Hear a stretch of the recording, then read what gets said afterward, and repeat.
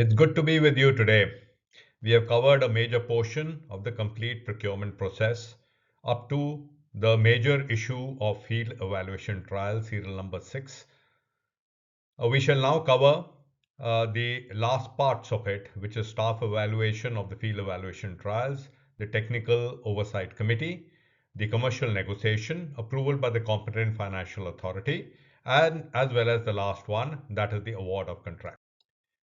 In this last session, I will also take on in the end, which is the procurement of already inducted equipment so as to save time in the complete procurement process. The staff evaluation is the process by which the service headquarter analyzes the field evaluation result which has been carried out in the field evaluation trials, and it shortlists the equipment which have successfully completed the FET for the purpose of going onwards to the CNC stage and possibly onward for induction. Now, approval of the GS evaluation is normally done within the service headquarters. Now, in case of a non-compliance in the field evaluation trials, or if in case transfer of technology is involved, or there is a higher indigenous content cases, now these go to the DG acquisition in cases of non-delegated powers, and the CISC or the vice chief in case of delegated powers for tri-service oblique single service case. Now, all cases, irrespective of whether they are delegated, non-delegated, they have to be scrutinized by the Additional Director General Acquisition Technical. Now, the issues raised by him are addressed in a collegiate manner within the service headquarters. It's not a single agency doing it. It's a collegiate that is coming to a conclusion on the comments raised by ADG Tech. Now, AGD Tech, based on the report, will submit its reports to the DG Acquisition oblique CISC with the recommendations for accepting the staff evaluation or otherwise. Now, if no vendor meets the SQR in FET, none of them has been successful, the case is foreclosed. RFP is retracted on DG Acquisition CISC Vice Chief's approval through the ADG Acquisition Tech. Now, wherever more than one bid had been submitted and more than one vendor had entered into the field evaluation trial, but the staff evaluation shortlists only one equipment which has successfully cleared the FET, it will not be considered as a single vendor case. The Technical Oversight Committee is responsible for providing expert oversight over the technical evaluation process, and it determines whether the prescribed process has been followed as per the DAP. Now, wherever the case, it is only for cases above 300 crores or any case which is recommended by Defense Secretary, Defense Procurement Board, or the Defense Acquisition Council.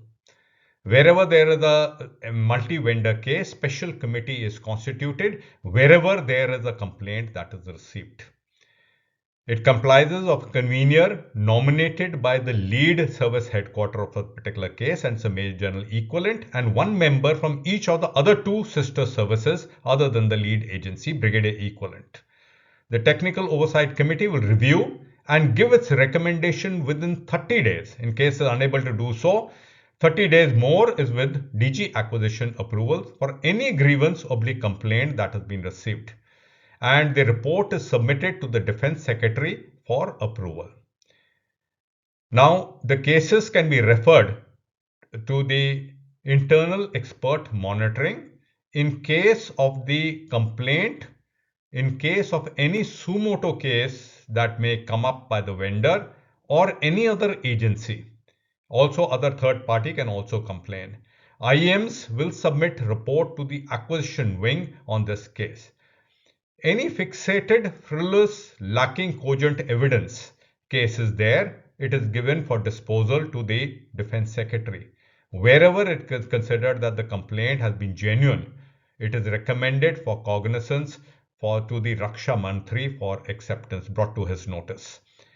ADG Acquisition Technical provides intimation to vendors about the status post clearing of the Technical Evaluation Committee, the staff evaluation, as well as the technical oversight report.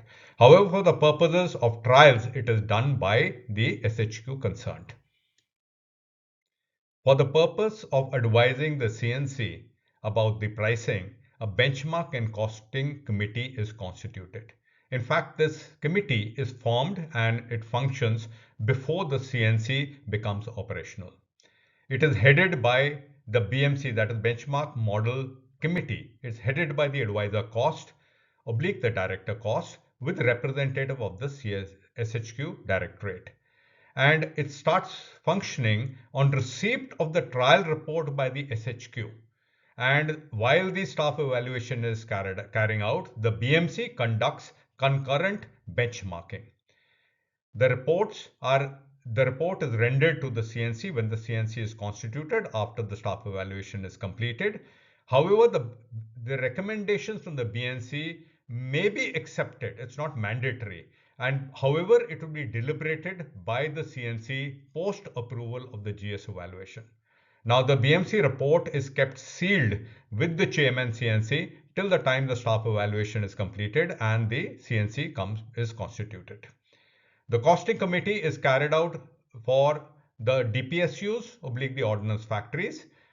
Wherever the DPSUs ordnance factory equipment is procured in a single vendor or even as a buyer nominated equipment, a costing committee is constituted by the Defense Department of Defense Production to price the equipment. And the pricing is forwarded to the chairman CNC.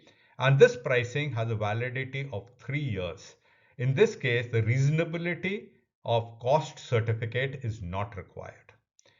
Now, in case there is a joint venture through the intergovernment route, whether with the DPSUs, OAPs, DRDOs, or even with the private vendor, a costing committee is formed. Now, this is the DG acquisition may approve a committee to carry out fixation of the reasonable price of the entire matter. It may be with the joint venture, may be with a foreign vendor or even with an Indian vendor.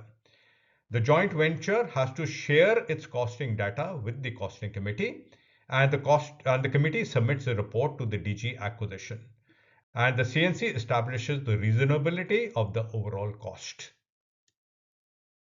Now, the contract negotiating committee is responsible for the purposes of negotiating the contract with the vendor and arriving at the L1 vendor. In case of the non-delegated cases, the joint secretary and acquisition manager, the chairman, ADG acquisition technical, finance manager, advisor cost, DGQA rep, procurement agency rep, user rep, contract management branch at the SHQ, repair agency, under secretary concerned, and the member secretary is to be nominated by the chairman. In case of delegated cases, the chairman is nominated the CISC, the vice chiefs concerned. For cases above 150 crores and up to 300 crores, the major general equivalent, and cases up to 150 crore, it is not below a rank of a brigadier equivalent. In this case, the PIFA/IFA capital is part of it when the cases are between 150 to 300 crore, and wherever it is up to 150 crore, it is his representative that is a part of a member. Then representative the technical manager, the procurement directorate, the DGQA, repair agency, contract management branch, the advisor cost, and the user directorate, and member secretary is to be nominated by the chairman. Now, suitable technical members can be co-opted to negotiate the life cycle support contract along with the main contract. Also, the composition of the CNC may be affected with the approval of the DG acquisition, the CISC oblique the vice chiefs. And where necessary, a service officer or any other officer other than acquisition wing may be nominated as the chairman of the CNC even for a non-delegated case with the approval of the Raksha Mantri. The contract negotiating committee in cases where there is no field evaluation trial will be constituted after the technical evaluation committee, or where there is field evaluation then after the staff evaluation, or if the technical oversight is required then after the TOC report has been rendered. Now, in case of a TOC report, it is within a week of the TOC report that that the committee is constituted. Now, the CNC deliberates, accepts the recommendation of the benchmark committee, and it establishes the reasonability of the price. It is not bound to accept the BMC recommendations. It will also obtain additional inputs wherever they are required for ascertaining the reasonability of the price. The opening of the commercial bids of only the compliant vendors, which were either in the TEC in case there is no FET or in the FET, only of the compliant vendors is carried out, and it's done in front of all the vendors. The bids are opened, read out and signed by all the members concerned.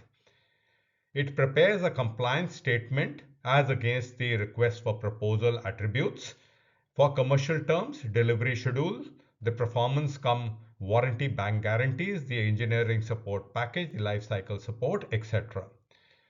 Then it works out a comparative statements of the various tenders and it declares the L1 vendor with all the vendors that are present over there. The negotiation with the L1 vendor is carried out. However, if the L1's bid is found within the benchmarked price, no further negotiation is required. In certain cases, negotiation with L2 vendor will also be carried out. Now, normally what happens is that if the L1 vendor withdraws or he does not sign the procurement contract or fails to deposit the security, then normally the complete procurement case is foreclosed, it falls, and no further movement on the procurement case will be carried out. However, if the CNC is satisfied that no cartelization has taken place, integrity of the complete process has been maintained, it can offer the L2 vendor, however, only at the L1's pricing bid. And therefore, the contract, if the L2 vendor matches it and the L1 has refused to go further in the contract, it can award it to the L2 vendor. However, subject to the reasonability of the price being established. Now, in cases where at the event stage itself and inscribed in the request for proposal document, if the complete quantity has been divided into L1 and L2 vendor in the due percentage, then if L2 agrees to accept the price and terms of conditions quoted oblique negotiated with the L1 vendor, then the percentage to L1 and L2 of the complete quantity is given as per the event stage approval that is inscribed in the RFP. For any previous contracted cases, the CNC is obliged to verify that there has not been any downward trend in any of the equipment oblique any one of the ingredients of the equipment since the last purchase.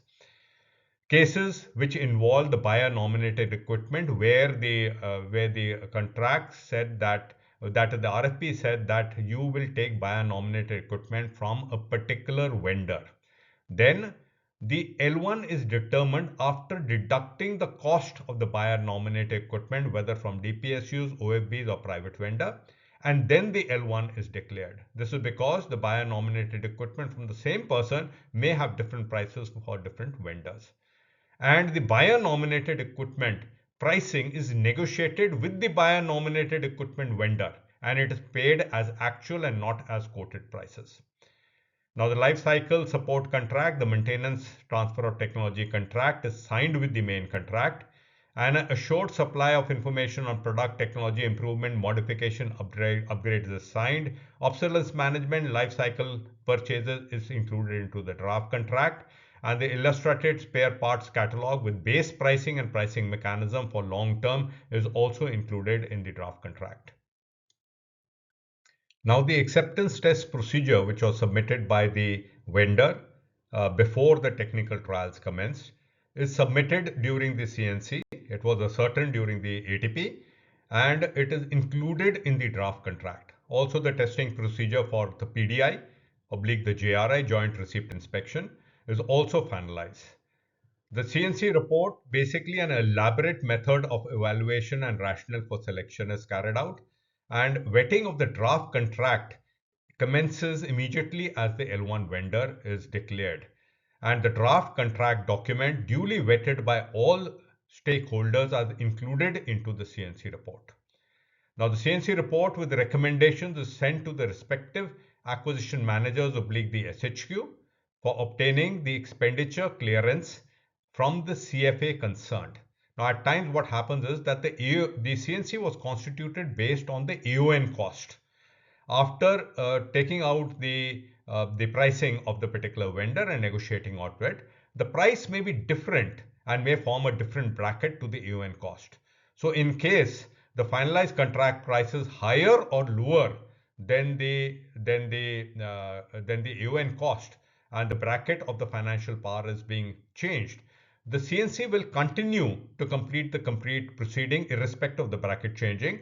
However, the draft contract document goes to the applicable CFA, whether higher or lower as per the final contract price. Now, the CCS has approved delegation of financial powers to sanction capital acquisition proposal. We had earlier had a look at it. Let's have a glance of it right now. The delegation of financial powers. For less than 300 crore, the CIS could be the vice chiefs of the three services. From 300 to 500 crore, the defense secretary. From 500 to 2000 crore, the Raksha Mantri. And from 2000 crore to 3000 crore is the finance minister. And above 3000 crore is the Cabinet Committee on Security headed by the Honorable Prime Minister. Now, the other capital procurement schemes also. So in that other capital procurement procedure, up to 100 crores, if it is the general officer commanding, the flag officer commanding, the air officer commanding, oblique the Indian Coast Guard's Services Command and Regional Commander. And up to 200 crores is the Deputy Chief of Army Staff, equivalent, the Master General Sustenance, the Chief of Material, the Air Officer Materials, the DISID, or the ADG ICG. In the Make One procedure, in case of the prototype development, up to 50 crore powers are with the CIDSS, oblique the Chief of Staff Committee, Vice Chiefs of the three services of the DG Coast Guard. At times, there is a requirement of procuring an already inducted equipment. Now, this is basically to enhance standardization, reduce the inventory cost and training effort. Now, in such cases, you do not have to go through the entire procedure. It will not be constituted as a single vendor case. So obviously the contract is given to the vendor which had previously supplied it, and it is fielded, the case is fielded directly to the AUN according authority, depending on the financial value of the case. Now, there are basically three types that are there. The first is the option clause. Now, option clause in the original contract, they were there. The option clause has to be added into the original contract. That means at the time of the RFP of the original contract, it has been given there. The vendor had the stipulation of the option clause. Now, what it says that till the time of the last delivery of the main equipment, as per the original contract, this option clause can be exercised in the cost, terms and conditions of the original contract. Therefore, no further negotiation is required at the same price, cost and terms. The SHQ has to examine the viability of the same vis-a-vis fresh procurement. In case it's filing that the price is falling, possibly an option clause will not work out. And this is endorsed in the statement of case for seeking AUN. The terms and condition of the original contract remains valid, including the price variation clause and the exchange rate variations. At this, the price variation clause will be applied on the base contract price of the original contract, not the new contract, with the month and year of effective date, with the month and year of the effective date of contract. Now, the no FAT is conducted. Only a commercial RFP is issued should this option clause be exercised. At this stage, when you give the original contract, you give the option clause, the vendor has got the freedom to price it accordingly in anticipation of the SHQ exercising its right for the option clause at the original prices. The repeat order.